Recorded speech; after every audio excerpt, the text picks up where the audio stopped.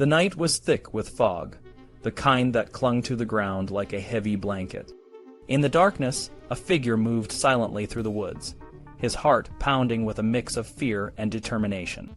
He was on a mission that could change the fate of a kingdom. His name was Ethelbert, and he was the King of Kent. Ethelbert's journey was not just a physical one. It was a journey through the tangled web of power, alliances, and intrigue that defined the early Anglo-Saxon world. His kingdom Kent was a small but influential land, nestled between the Thames and the sea. It was a land of rolling hills, fertile fields, and ancient traditions. But it was also a land that had seen its fair share of power struggles and political maneuvering. Ethelbert's rise to power was not without its challenges. His sister Ricula had been married to Sled, the first ruler of the East Saxons. This marriage had solidified Kent's influence over the neighboring kingdom, but it also meant that Ethelbert had to navigate a delicate balance of power. He had to ensure that Kent remained strong and independent, while also maintaining good relations with the East Saxons. One of the most significant events of Ethelbert's reign was the founding of the first cathedral of St. Paul's in London. Although his son-in-law Sabert, the ruler of the East Saxons, was nominally in charge of the London area, it was Ethelbert who took the credit for this monumental achievement. The cathedral was a symbol of Kent's growing influence and its connection to the wider Christian world. But Ethelbert's ambitions extended beyond his own kingdom.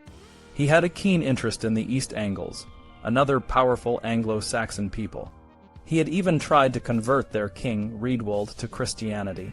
Although Riedwald was hesitant to abandon his pagan gods, Ethelbert's efforts had not been entirely in vain. One of the Italian missionaries, Paulinus, had been introduced to Riedwald's court, a sign of the growing religious and political ties between Kent and the East Angles. Ethelbert's marriage to a Frankish princess, Bertha, was another strategic move. Bertha was Christian, and she brought with her a bishop named Leodhard. The marriage was a political alliance, but it also carried the expectation that Ethelbert would consider converting to Christianity. However, Ethelbert was careful to maintain his independence from Frankish influence. Instead, he chose to convert through Rome, receiving a papal delegation, and thereby asserting his own authority and independence. After Ethelbert's death, his son Eadbald continued the tradition of political and religious maneuvering. Eadbald also married a Frankish princess, Im, though some historians now suggest she was the daughter of a powerful Frankish official. Eadbald's reign saw continued Kentish influence outside the kingdom, with his sister Ethelba marrying Edwin of Deira, a move that brought Christianity to Northumbria and established a special relationship between the two regions. The bond between Kent and the East Saxons, however, began to weaken. Despite this, Kent maintained its interests in London, where a Kentish royal residence and a reeve represented Kentish royal interests. King Egbert, another of Ethelbert's successors, founded the monastery of Chertsey in Surrey, suggesting that Kent may have controlled parts of the eastern province, but Kent's position was not secure. New forces were rising, and the kingdom could not remain unaffected. Northumbrian intervention was subtle but present, and in 676, Ethelred of Mercia invaded Kent, causing widespread destruction. The reasons for his attack are unclear, but it may have been an attempt to enforce overlordship or to discourage Kentish influence in Surrey and London. The most significant threat came in 686, when Ceadwalla of Wessex and his brother Mull invaded Kent. Mull briefly ruled as king, but his reign ended abruptly when he and 12 others were burnt to death in 687.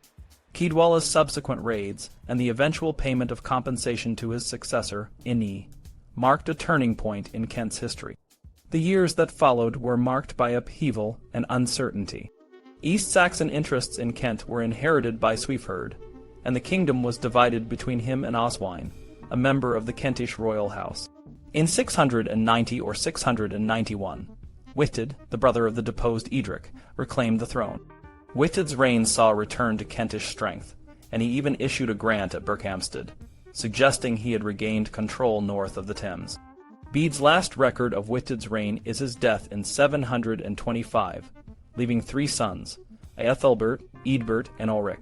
The chronology of their reigns is uncertain, and the evidence from chronicles and charters is often contradictory.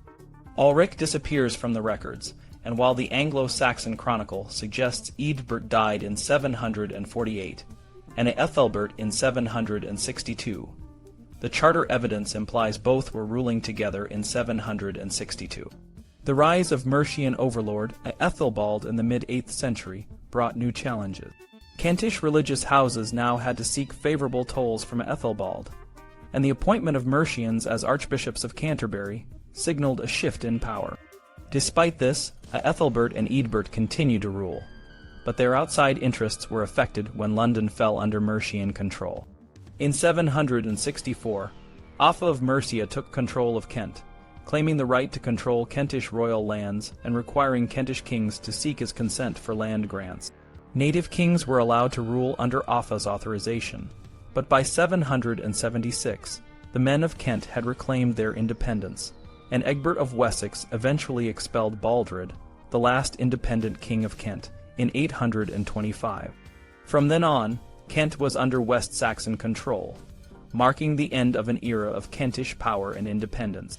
The history of Kent is a tale of kings, alliances, and the struggle for power. It is a story that continues to unfold, shaping the destiny of a land that once stood proud and independent. In the 6th century, the Kingdom of Kent was split into two parts, East and West. This division likely began when the rulers of East Kent took control of West Kent.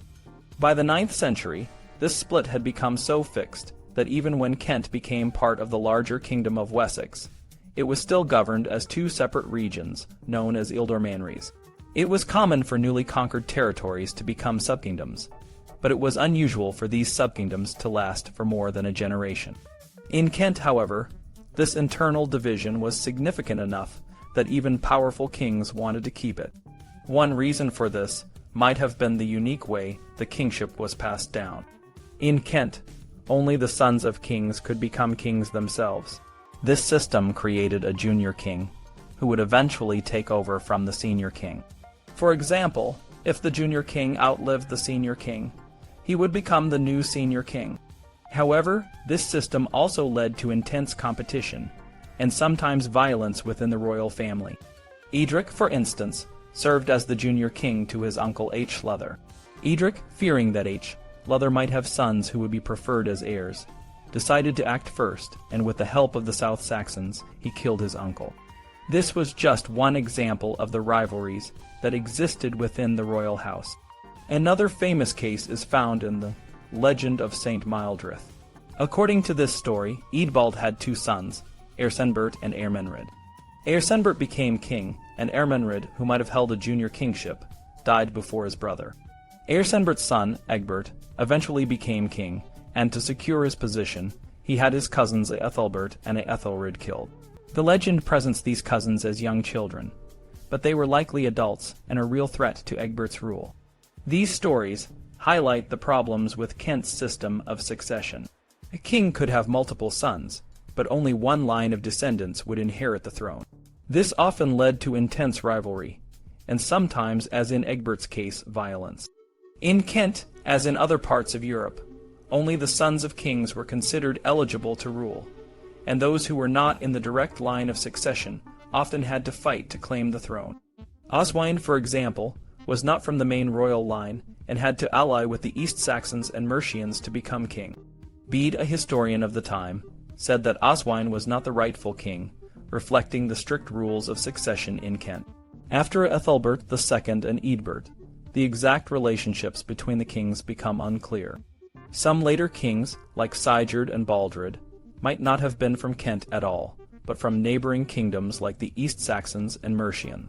Despite this, the Kentish kings did not seem to face the same kinds of challenges from distant relatives that other Anglo-Saxon kingdoms did, though our knowledge of the later period is limited. We don't know much about what happened to male members of the royal family who were not eligible to become king. Some might have joined the nobility, but there is little evidence of this. Others might have entered the church, like Eadbert Preen, which would have prevented them from making a claim to the throne. Some, like the kinsmen of Abbess Ingith and her daughter Hebar, might have been forced into exile because of conflicts with the main royal line. Women from the royal family played important roles in Kent. They were often married to powerful rulers from other kingdoms, which helped form alliances. For example, Aethelba, the sister of King Eadbald, married Edwin of Northumbria, and their marriage helped spread Christianity and form a strong alliance between Kent and Northumbria. When Edwin died, Aethelba returned to Kent with her daughter, Eanfled, who later became a powerful queen in Northumbria. Royal women also played a significant role in the church. King Wihtred granted special rights to 8 royal monasteries, 5 of which were double monasteries, places where both men and women lived and were led by an abbess. These monasteries were often founded by or for royal women, and their leaders were later revered as saints. One of the most famous is Minster in Thanet, which was founded by Egbert to atone for killing his cousins. The first abbess was Aeb, a sister of the murdered princes. She was succeeded by her niece, Mildrith, and then by Eadbar, who promoted the cult of Mildrith and was also considered a saint. These monasteries were not just religious centers, but also places where the royal family could endow the church while retaining control over the property. The Kentish kings had strong connections with the Franks, which gave them advantages. Frankish goods and fashions were common in Kent, and royal women often had ties to the Frankish court. For example, Aethelba sent her children to the court of King Dagobert in Francia for safety after her husband's death. Frankish names were also popular among the Kentish royal family, showing the deep connections between the two kingdoms. These connections were not just cultural, but also economic. Kentish kings controlled trade, and royal officials collected tolls from merchants at ports. Some of the royal monasteries, like Minster and Thanet, were located near important trading routes, suggesting they were involved in international trade. The Kentish kings used this trade to generate revenue, which helped them maintain their power and influence. While military success was important, Kent's strength also came from its trade, alliances, and the unique system of succession that kept the royal family in power. The combination of these factors made Kent a significant kingdom in early medieval England. In the 6th and 7th centuries, the Kingdom of Kent stood out as a significant power among the Anglo-Saxon kingdoms.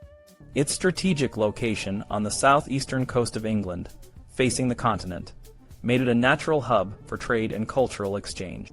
This position allowed Kent to establish strong ties with Francia, which influenced many aspects of Kentish life, from its economy to its political structure.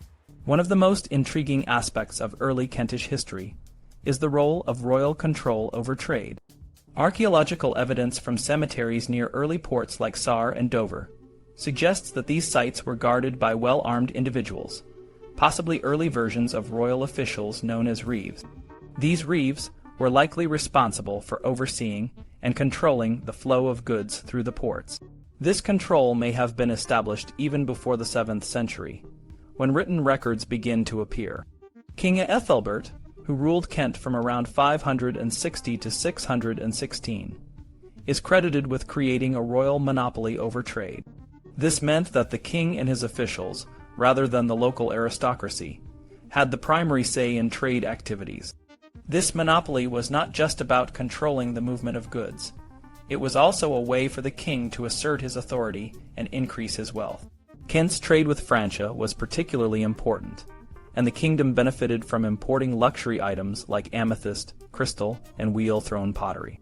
In return, Kent may have exported goods like wool or other agricultural products, though the exact nature of these exports is not well documented.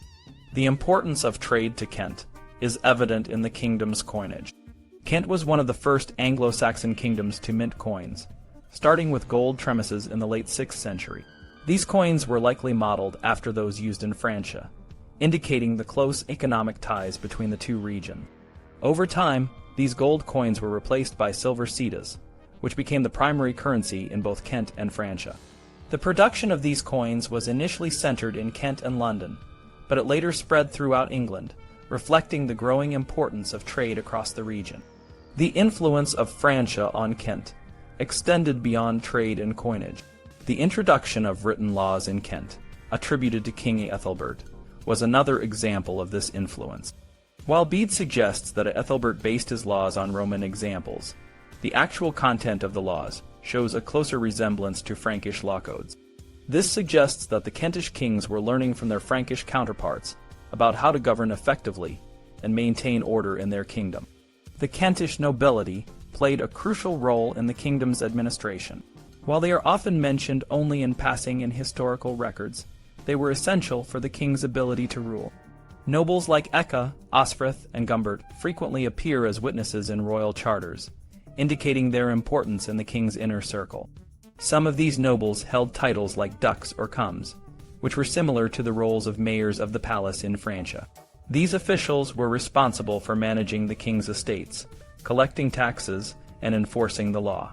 Despite its early success, Kent's position as a leading kingdom began to decline in the 8th century. The rise of Mercia and Wessex, which were better positioned for expansion within Britain, posed a significant challenge. Kent lost its near monopoly on cross-channel trade routes, and new trading centers like Hamwick, modern Southampton, emerged. However, Kent's well-organized administration and strong royal control allowed it to resist these challenges for a time. It was only through a prolonged and determined effort by King Otho of Mercia that Kent was finally brought under Mercian control in the 760s. Throughout its history, Kent's relationship with Francia remained a defining feature of its development. The kingdom's strategic location, economic ties, and cultural exchanges with the continent played a crucial role in shaping its laws, coinage, and political structure. Even after Kent became a dependency of Mercia, the legacy of its early interactions with Francia continued to influence the kingdom's affairs. The East Saxon kingdom, located to the north of Kent, also benefited from its proximity to the continent. The East Saxons, like the Kentish, had strong ties with Francia, and their history is closely intertwined with that of Kent. The East Saxon kings, such as Swithard and Sigurd, are known through charters and genealogies, which provide valuable insights into their relationships with other kingdoms and the administration of their lands. The East Saxons, like the Kentish, faced the growing power of Mercia and Wessex, and their history reflects the broader political changes in Anglo-Saxon England. In the early years of the 8th century, the East Saxons experienced a significant religious upheaval. A part of the kingdom apostatized during the Great Plague of 663 to 664, renouncing Christianity and returning to paganism. This event, recorded by Bede, highlights the challenges that the East Saxon kings faced in maintaining religious and political stability. The reconversion of the apostate region was carried out by a bishop from Mercia, reflecting the growing influence of more powerful kingdoms in the region. The East Saxon kingdom, like Kent, had its own unique characteristics. The East Saxon Episcopal Church of St. Paul's in London, for example, played a significant role in the kingdom's religious life. The nunneries of Minster in Thanet, Barking, and Nazang were also important centers of religious and cultural activity. The discovery of charters and the potential location of the Nazang nunnery through recent excavations have provided new insights into the life and administration of the East Saxon kingdom. The history of Kent and the East Saxons is a story of how these kingdoms navigated the complex political and economic landscape of early medieval England. Their strategic locations, economic ties with the continent, and cultural exchanges with Francia played a crucial role in their development. Despite facing challenges from more powerful neighboring kingdoms, both Kent and the East Saxons left a lasting legacy in the history of Anglo-Saxon England. The East Saxon kingdom is a fascinating piece of the puzzle in early medieval England. Archaeologists and historians have pieced together clues from sites like the Roman villa at Rivenhall and the Roman town at Great Chesterford. These sites show that Romano-British and Germanic people lived together peacefully, suggesting that the transition from the Roman civitas of the Trinovantes to an Anglo-Saxon kingdom was not as violent as once thought. The landscape of Essex, with its Roman and Saxon sites, indicates that the Roman countryside largely remained intact, and changes in rural settlements were gradual, adapting to new economic and political conditions. Saxon settlers were initially a minority, and their cemeteries are often found near the coast and along eastern waterways. One of the earliest signs of Saxon kingship might be the rich burial at Broomfield. The grave goods found there are similar to those at Sutton Hoo and Taplow, suggesting it dates back to the early 7th century. Unfortunately, the burial was poorly excavated in the 19th century, and it hasn't been studied in depth. Religious sites like Nazang, Barking, and possibly Waltham Abbey might show the influence of the royal house. The causeway linking Mersea Island to the mainland could also be a royal public building. These sites offer a glimpse into the early days of the East Saxon kingdom. The origins of the East Saxon kingdom are complex. Sites like Mucking show that Anglo-Saxon settlers arrived in the area as early as the 5th century. However, the history of the East Saxon royal house begins much later. The genealogies trace the lineage back to Sled, whose son Sabert was ruling when the East Saxon See was founded in 604. Sled is said to have taken the throne in 587, though this date is not entirely reliable. Sled was married to Ricula, the sister of Ethelbert of Kent, and when the ecclesiastical history opens, Ethelbert is shown to have significant authority over the East Saxons. Sled's father's name, which appears in two forms Erkenwine and Esquine, resembles names from the Kentish royal house more than those from the East Saxon line, which often started with S. This suggests that the rise of the Sled dynasty in the late 6th century might have been connected to Kentish expansion into the Saxon areas along the Thames. The exact nature of the kingdom's boundaries in the 6th century is unclear, but the Diocese of London, which included Essex, Middlesex, southeastern Hertfordshire, and Surrey, gives some clues. The East Saxon kings controlled these areas in the 7th and early 8th centuries, though their hold on Hertfordshire and Middlesex was less secure than their control over Essex. They often referenced foreign overlords when granting land in Hertfordshire and Middlesex, but not in Essex. By the 8th century, these lands, along with London, were taken over by Mercia, while Essex remained under the East Saxon dynasty until the West Saxons took over in the 9th century. The Hertfordshire and Middlesex lands were known as the province of the Middle Saxons by the early 8th century. This area was either a part of the East Saxon kingdom that was detached by the Mercians or an independent province that came under East Saxon rule in the late 6th century. Surrey, named Sudergina, or the southern district by Bede, likely had a corresponding northern district, Middlesex. Surrey had a different history from the lands north of the Thames, and was often under different rulers. For example, during Wulf's reign, Surrey had its own subking, Frithiold, who was possibly a Mercian. The lower Thames region was complex, with multiple administrative districts that were subject to different overlords. By the 8th century, Mercian dominance was clear, but the region's history before that was marked by various regines that were combined and recombined in different ways. In the early 7th century, Kentish influence was strong in the East Saxon kingdom. King Sabert was converted to Christianity through his uncle, King Ethelbert of Kent, in 604. Ethelbert built and endowed St. Paul's in London, and the reaction against Sabert after Ethelbert's death in 616 was as much a reaction against Kentish control as against Christianity. Sabert's sons returned the kingdom to paganism and expelled the missionaries, leading to their defeat and death in battle against the West Saxons. The next rulers, Sigebert Parvus and Sigebert Sanctus, were involved in the kingdom's religious and political shifts. Sigebert Sanctus was persuaded by the Northumbrian overlord Oswiu to adopt Christianity in 653, and Northumbrian missionaries, led by Cedd, established several churches, including Bradwell-on-Sea and Tilbury. However, there was a backlash, and Sigebert was killed by kinsmen who felt he was too lenient. His successor, Swithelm, was baptized by the East Anglian king Ethelwold, and Cedd continued as bishop. Wulfhere of Mercia quickly moved to assert his overlordship over the East Saxons, sending a mission to reconvert the apostatized East Saxons and providing a new bishop for London. However, there was competition for control of the East Saxons, with Kent and Wessex also vying for influence.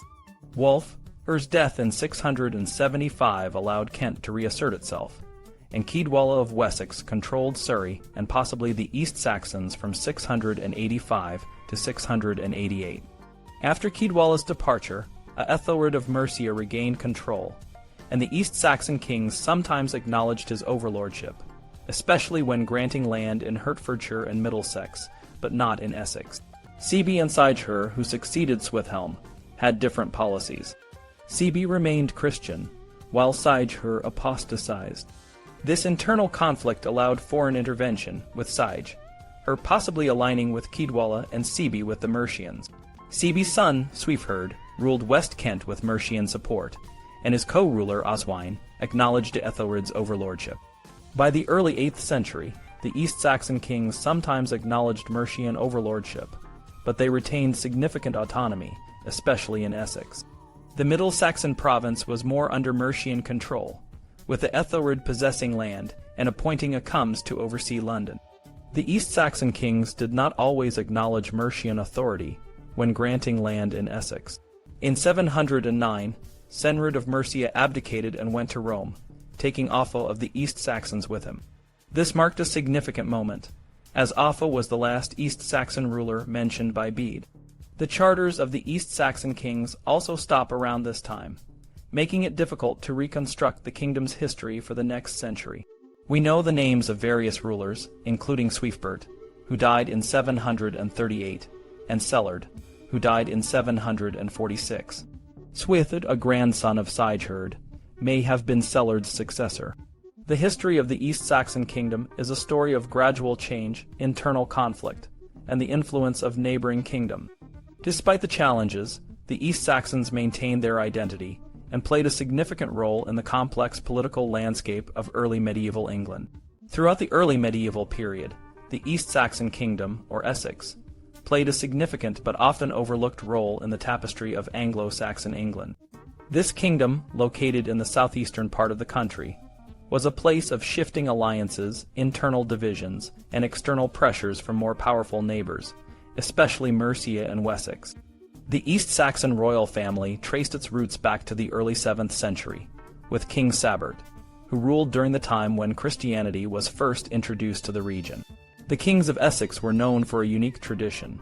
Most of their names began with the letter S, a practice that highlighted their royal lineage and emphasized their connection to their ancestors.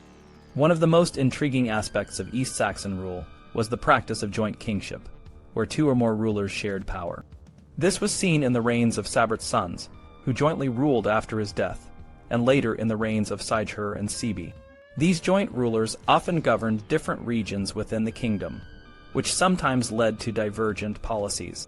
For example, Sigurd and Sibi, who were first cousins once removed, had different religious and political allegiances.